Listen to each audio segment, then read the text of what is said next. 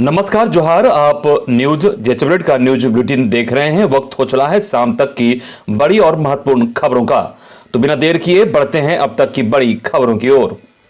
पहली बड़ी खबर, पेयजल विभाग का झारजल मोबाइल ऐप लॉन्च, चापानलों की होगी सैटेलाइट से मॉनिटरिंग।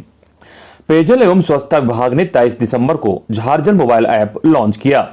कांके स्थित विश्वास सभागार में पेयजल सचिव Prashant Kumar, SBM director doctor Neha Arora, PMU के मुख्य अभियंता Sanjay Jha, PMU program management के पदाधिकारी प्रणव कुमार पाल आदि ने ऐप लॉन्च किया। ऐप के संचालन को लेकर कार्यशाला का आयोजन किया गया था, जिसमें पेयजल विभाग की मासिक पत्रिका झारजल संदेश को भी जारी किया गया। पेयजल सचिव प्रशांत कुमार ने अपने संबोधन में कहा कि झारजल मोबाइल ऐप से आम लोगों की जुड़ी कई जानकारियां एकत्र होंगी। अगली बड़ी खबर, प्रेमजी फाउंडेशन झारखंड में खोलेगा विश्वविद्यालय, सरकार करेगी सहयोग। मुख्यमंत्री हेमंत सोरेन से अजीम प्रेमजी फाउंडेशन के सीईओ अनुराग बेहार ने मुलाकात कर झारखंड के विकास में अपनी भागीदारी सुनिश्चित करने का संकल्प दोहराया। उन्होंने मुख्यमंत्री से कहा कि झारखंड में शिक्षा के विकास, गुणवत्ता युक्त शिक्षा और शैक्षणिक माहौल को बेहतर बनाने में फाउंडेशन सक्रिय भूमिका निभाएगी। मुख्यमंत्री ने फाउंडेशन को सरकार की ओर से हर संभव सहयोग करने का भरोसा दिया। फाउंडेशन द्वारा झारखंड में एक विश्वविद्यालय खोलने की मंशा जाहिर की गई। मुख्यमंत्री को बिहार ने बताया कि इस विश्वविद्यालय को स्थापित करने पर लगभग 1200 से 1400 करोड़ रुपए खर्च किए जाएंगे। विश्वविद्यालय का कैंपस लगभग 150 एकड़ जमीन में फैला होगा। यहाँ विद्यार्थियों को रोजगार परक और गुणवत्ता युक्त शिक्षा दिया जाएगा। अगली खबर, आदिवासियों की भाषा संस्कृति, सरना स्थल की सुरक्षा और पहचान के लिए हो जनगणना में सरना कोड, चंपई सोरेन। आदिवासी समाज के लिए जनगणना कॉलम में अलग सरना धर्म कोड बनाने की मांग अब तेज होने लगी है। सरना धर्म के लिए अलग कॉलम को लेकर अब झारखंड की राजनीतिक पार्टियां इस दिशा में राष्ट्रपति से कदम उठाने की मांग करने लगी है। इस दिशा में गुरुवार को सूबे के जनजातीय कल्याण मंत्री चंपई सोरेन की अध्यक्षता में विभिन्न राजनीतिक दलों के प्रतिनिधिमंडल ने राज्यपाल रमेश बैस से मिलकर राष्ट्रपति के नाम उन्हें एक ज्ञापन सौंपा। प्रतिनिधिमंडल में जेएमएम से विधायक स्टीफन मरांडी, दीपक बिरुआ, विकास मुंडा, कांग्रेस से बंधु तिर्की, राजेश कच्छप, नमन विक्सल कुंगाड़ी, आजसू से लंबोदर महतो, आजसू के केंद्रीय प्रवक्ता देवशरण भगत के अलावा आरजेडी और वाम दल के नेता उपस्थित थे। वहीं बीजेपी ने इससे दूरी बनाई थी। राज्यपाल से मुलाकात के बाद चंपई सोरेन ने कहा कि आदिवासियों के भविष्य, उसकी भाषा संस्कृति, सरना स्थल की सुरक्षा और पहचान के लिए जनगणना कॉलम में अलग सरना कोड आवश्यकता है। अगली खबर, मुख्यमंत्री हेमंत ने मुखिया और पंचायत प्रतिनिधियों को संदेश भेज योजनाओं से कराया परिचय। झारखंड सरकार लोक कल्याणकारी राज्य की भूमिका निभाते हुए सभी लोगों की सामाजिक सुरक्षा सुनिश्चित करने के लिए कटिबद्ध है। गरीबी रेखा की बाध्यता से राज्य के लाखों जरूरतमंद लोग इस सुरक्षा कवच से वंचित रह गए थे। नियमों की वजह से उन्हें लाभ देना मुश्किल हो रहा था। यह बातें मुख्यमंत्री हेमंत सोरेन ने सभी पंचायत के प्रतिनिधियों व जनप्रतिनिधियों को लिखे गए संदेश पत्र में कही है। मुख्यमंत्री हेमंत सोरेन ने कहा कि जरूरतमंदों को सुरक्षा कवच उपलब्ध कराने का उद्देश्य से अत्यंत महत्वाकांक्षी योजना सर्वजन पेंशन योजना की शुरुआत की है। इस योजना के अंतर्गत 60 वर्ष की उम्र से अधिक के वृद्धजन, 18 वर्ष अथवा उससे अधिक उम्र के निराश्रित महिलाएं, उस जिसमें विधवा, एकल एवं परित्यक्ता तीनों को शामिल किया गया है। इसके साथ ही 5 वर्ष या उससे अधिक उम्र के दिव्यांगजनों एवं HIV एड्स से पीड़ित सभी लोगों को सहायता राशि उपलब्ध कराई जाएगी। इस योजना के तहत प्रत्येक महीने की 5 तारीख तक पेंशन की राशि सभी लाभुकों के खाते में पहुंचाई जाएगी। अगली खबर, झारखंड सरकार ने विभिन्न पदों पर नियुक्ति के लिए निकाली वैकेंसी। जेएसएससी सीजीएल के लिए वैकेंसी झारखंड सरकार ने निकाली है। सामान्य योग्यताधारी स्नातक स्तरीय विभिन्न पदों पर भर्ती हेतु झारखंड सामान्य योग्यताधारी स्नातक स्तरीय संयुक्त प्रतियोगिता परीक्षा 2021 के लिए ऑनलाइन आवेदन दिनांक 15/1/2022 के 11 बजे पूर्वाह्न से दिनांक 14/2/2022 की मध्य रात्रि तक आमंत्रित किए जाते हैं। आवेदन संबंधी विस्तृत विवरण का आयोग की वेबसाइट www.jssc.nic.in पर उपलब्ध है। अभ्यर्थी विवरण में अंकित अर्हतानुसार एवं शैक्षणिक योग्यता तथा निर्धारित आयु सीमा के अंतर्गत ऑनलाइन आवेदन दे सकते हैं। आवेदन पत्र आयोग की वेबसाइट www.jssc.nic.in पर लॉगिन करके समर्पित किया जा सकता है। दिनांक 16/2/2022 की मध्य रात्रि तक परीक्षा शुल्क भुगतान तथा फोटो एवं हस्ताक्षर अपलोड कर आवेदन पत्र का प्रिंट आउट लेने के लिए दिनांक 18/2/2022 की मध्य रात्रि तक लिंक उपलब्ध रहेगा। दिनांक 19/2/2022 को 11 बजे पूर्वाह्न से दिनांक 21/2/2022 के मध्य रात्रि तक ऑनलाइन आवेदन पत्र में अभ्यर्थी का नाम, जन्मतिथि, ईमेल आईडी एवं मोबाइल संख्या को छोड़कर किसी भी अशुद्ध प्रविष्टि को संशोधित करने के लिए पुनः लिंक उपलब्ध कराई जाएगी। अगली खबर, आदिवासी जमीन लूट के खिलाफ विभिन्न आदिवासी संगठनों ने उपायुक्त कार्यालय के समक्ष दिया धरना।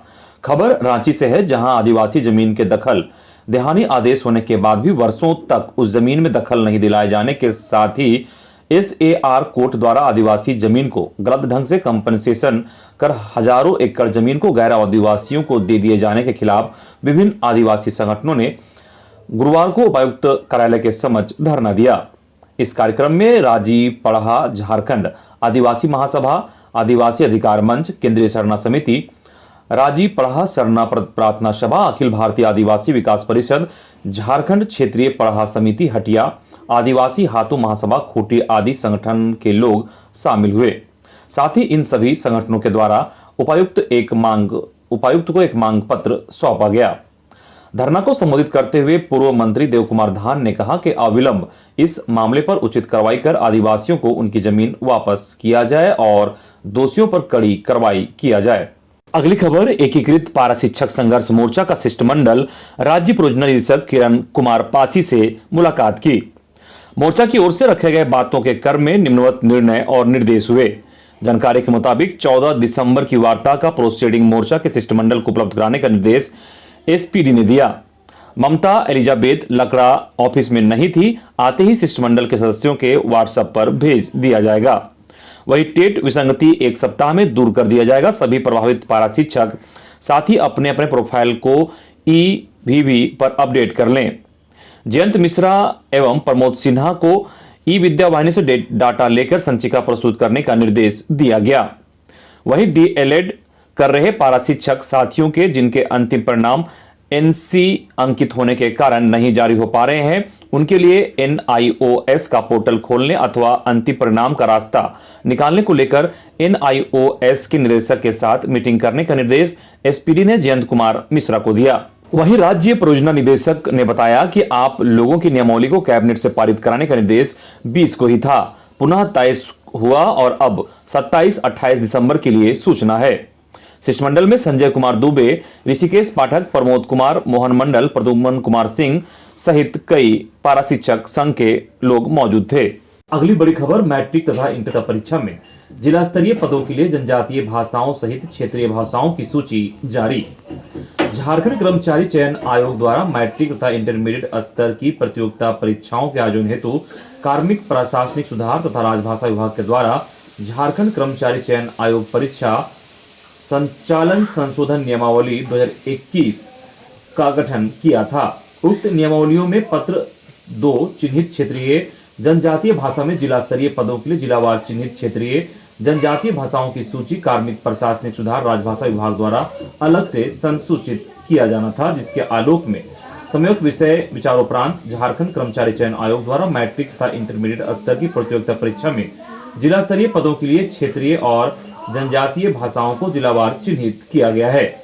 इसके तहत जनजातीय भाषा में संथाली, कुड़ुक, खड़िया, मुंडारी, हो, असुर, बिरजिया, बिरहोरी, भूमिज, मालतो एवं क्षेत्रीय भाषा में नागपुरी, पंचपरगनिया, बांग्ला, अंगिका, कुरमाली, मगही, उड़िया, खोटा, भोजपुरी भाषा शामिल हैं। किस जिले में कौन सी जनजातीय भाषा और कौन सा को चिन्हित किया गया है, यदि आप इसकी डिटेल चाहते हैं तो आप हमें कमेंट करें या फिर आप हमारे Facebook page news JH update में जाकर डाउनलोड कर सकते हैं। अगली खबर, 7वीं जेपीएससी नियुक्ति मामले में 2 छात्राएं पहुंची हाईकोर्ट। हाईकोर्ट के जस्टिस दीपक रोशन की अदालत में 7वीं जेपीएससी नियुक्ति को लेकर दाखिल याचिका पर गुरुवार को सुनवाई हुई। सुनवाई के बाद अदालत ने जेपीएससी को शपथ पत्र के माध्यम से जवाब दाखिल करने का निर्देश दिया है। मामले की अगली सुनवाई 6 जनवरी को निर्धारित की गई है। इस संबंध में अदिति ईसा प्राची तिर्की की ओर से हाई कोर्ट में याचिका दाखिल की गई है। सुनवाई के दौरान प्रार्थी की ओर से कहा गया कि 7वीं जेपीएससी की नियुक्ति के लिए जेपीएससी ने विज्ञापन जारी किया था, उन्हें आवेदन दिया था और प्रारंभिक परीक्षा में भी शामिल हुई, लेकिन उनका चयन नहीं किया गया, जबकि उन्होंने अंतिम चयनित अभ्यर्थी से ज्यादा अंक प्राप्त किए हैं। ईसा प्राची तिर्की के अलावा 7वीं जेपीएससी से जुड़े मामले में कुमारी कंचना की ओर से भी हाईकोर्ट में याचिका दाखिल की गई है। सुनवाई के दौरान प्रार्थी की ओर से दावा किया गया कि उन्हें चयनित होने के लिए निर्धारित अंक प्राप्त किया है, लेकिन उनका चयन नहीं किया गया। अगली खबर, अपनी मांगों को लेकर सड़क पर उतरे एचईसी कर्मचारी, आम सभा का किया आयोजन। हैवी इंजीनियरिंग कॉर्पोरेशन लिमिटेड के कर्मियों का 2 दिसंबर से हड़ताल जारी है। अब तक तीनों प्लांट के कर्मचारी अंदर प्रदर्शन कर रहे थे, लेकिन आज कर्मचारी गेट के बाहर निकलकर प्रदर्शन कर रहे हैं। सेक्टर 3 स्थित गोलक चक्कर मैदान में तीनों प्लांट के कर्मचारी आगे के आंदोलन की रूपरेखा तय कर रहे हैं। बता दें कि 23 दिसंबर को दोपहर 12 बजे कर्मचारियों ने आम सभा का आयोजन किया। इस आम सभा में कर्मचारियों का साथ देने के लिए 8 श्रमिक संगठनों के प्रतिनिधि एक साथ जुटे। सभा में पूर्व केंद्रीय मंत्री सुबोधकांत सहाय भी मौजूद थे। इधर नामांकन तिथि बढ़ाने की मांग को लेकर कुलाहन विश्वविद्यालय में पीजी विद्यार्थियों का प्रदर्शन। कुलाहन विश्वविद्यालय में बुधवार को छात्र प्रतिनिधि सनातन पिंगुआ व सुबोध महाकुड़ के नेतृत्व में प्रदर्शन हुआ और पीजी विभाग के विद्यार्थियों के अलावे महिला college Chaibasa, Tata college Chaibasa, commerce college के छात्र छात्राएं शामिल हुए और विद्यार्थियों ने कुलपति प्रोफेसर गंगाधर पांडा के खिलाफ जमकर नारेबाजी करते हुए मनमानी करने का आरोप लगाया। छात्र प्रतिनिधियों ने कहा कि छात्र हित में किसी तरह का निर्णय नहीं हो रहा है। लगातार मांग पत्र सौंपा जाता है, लेकिन समस्याओं का समाधान नहीं किया जा रहा है। अगली खबर, घासी समाज का एसटी का दर्जा देने की मांग। खबर के मुताबिक झारखंड एबोरिजिनल घासी ऑर्गेनाइजेशन के बैनर तले जमशेदपुर कुलाहन के घासी समाज ने गुरुवार को अपनी मांगों को लेकर उपायुक्त कार्यालय पर प्रदर्शन किया। समाज की मांग है कि उनकी भाषा, संस्कृति एवं रहन सहन आदिवासी सभ्यता के अनुरूप है, इसलिए उन्हें अनुसूचित जनजाति की सूची में शामिल किया जाए। प्रदर्शन के उपरांत 15 सूत्री मांग पत्र मुख्यमंत्री के नाम उपायुक्त को सौंपा गया। इधर धनबाद में स्कूल बस के धक्के से मां बेटे की मौत। जानकारी के मुताबिक जिले के बरवाडा थाना क्षेत्र के मुर्राडी के समीप स्कूल बस की चपेट में आने से मां और बेटे के घटनास्थल पर ही मौत हो गई। घटना के बाद पूरे इलाके में तनाव है। आक्रोशित लोगों ने बरवाडा टुंडी मुख्य सड़क को जाम कर दिया है। अगली खबर, मेदिनीनगर के सतबरवा में मॉब लिंचिंग का प्रयास, 5 पर प्राथमिकी दर्ज। जानकारी के मुताबिक पीड़ित युवक जिले के सतबरवा के झावर का है और युवक की पहचान खुस्तर अंसारी के रूप में हुई है।